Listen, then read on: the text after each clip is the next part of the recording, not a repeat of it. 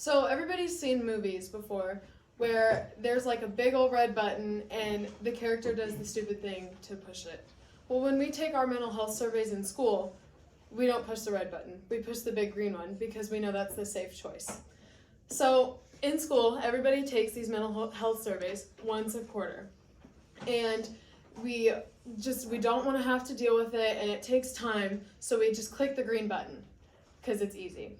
So mental health, if you don't know what it is, it includes your social, your psychological, and your physical well-being.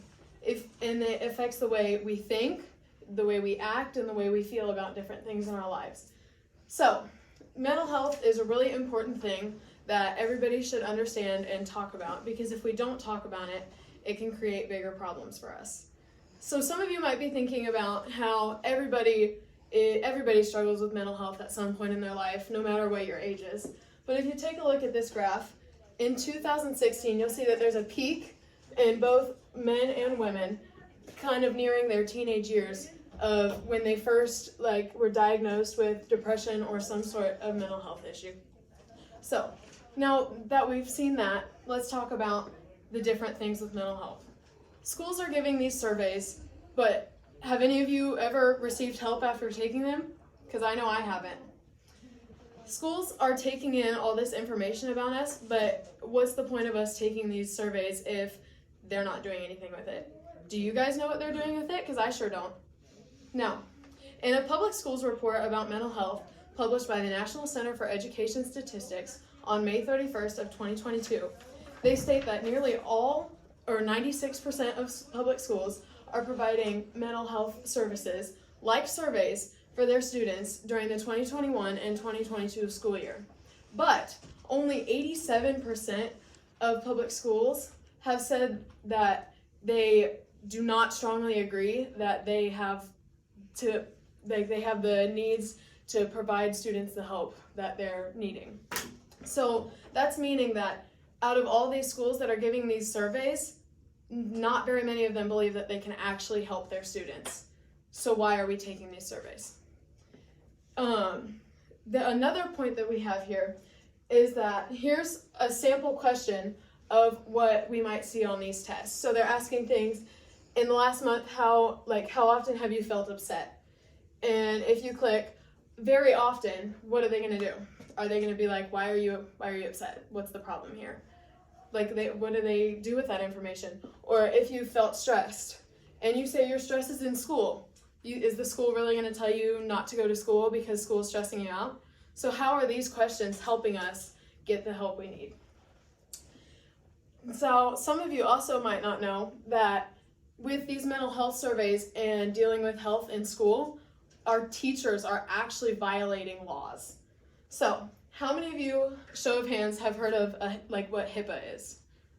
A lot of people. Well, for those of you who don't know, HIPAA stands for the Health Insurance Portability and Accountability Act. So this is meaning that when you're having medical issues, that only the people that need to know, so that your information isn't being spread amongst people who don't need to know it. Well, there's a similar law called the Family Educational and Privacy Rights Act, which is protecting our mental health and physical health from other people who don't need to know that. And in a mental health, in a survey or an article called Measuring Students' Mental Health While Protecting Their Privacy, published on December 6th of 2022 by the Education Commission in the States, they stated, even anonymous surveys can be subject to privacy protections because students may have distinctive handwriting, or you might be knowledgeable about what's going on with them while taking these surveys, or they might also offer personal information and open-ended responses, and those who are unaware of the law can easily violate its requirements.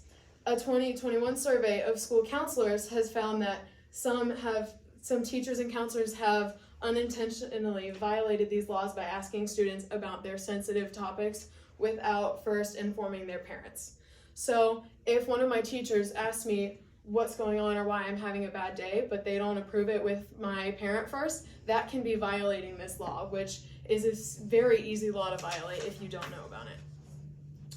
Now, instead of just getting rid of all things supporting mental health, because that's not something that we should do. I'm not saying we should get rid of helping students, but we might decide on posing an alternative for students.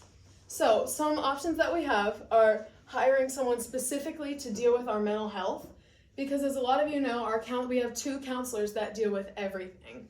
And we don't specifically have one person who can sit down and help us with what's going on.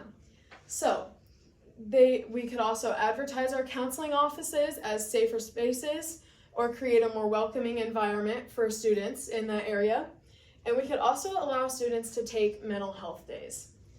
So in an American Psychological Association study, in an article called Students' Mental Health is in Crisis, she states, to minimize students slipping through the cracks, schools are dedicating more resources to a rapid access and assessment where students can walk in for same-day intake. So this is just meaning that instead of having to wait for the survey results, that we're getting the help we need when we need it, that we can just walk right in and get what we need. Now, a lot of people might be thinking that taking these surveys, a lot of us don't take it seriously, but there might be that one kid who does take it seriously, and it's totally worth it. And it is worth it, but why don't we find something else that could help more than one kid? Something that can keep them all safe. And if we don't advertise these things, how are students supposed to know that these services are available? Now, mental health is a serious issue that everybody has or will struggle with at some point in their life. And if we don't pay attention to it and point it out, it can lead to depression, anxiety, and for some people, maybe even suicide, which is it's a serious thing that people actually do and actually struggle with. So if we don't advertise these things for people to know about, they're not getting the help we need. So schools should start posing an alternative to mental health surveys, because students aren't getting the help they need. Teachers are struggling with what to do because they're getting in trouble for it. And schools aren't providing the rapid access that we need to get it. Thank you.